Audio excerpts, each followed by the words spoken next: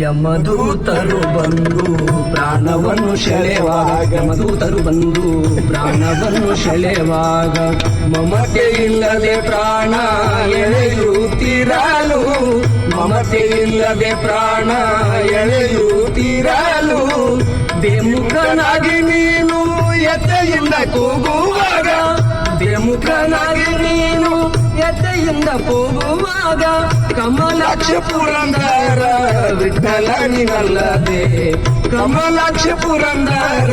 ವಿಠಲ ನೀನಲ್ಲದೆ ಯಾರು ಸಂಗಡ ಬರುವುದಿಲ್ಲ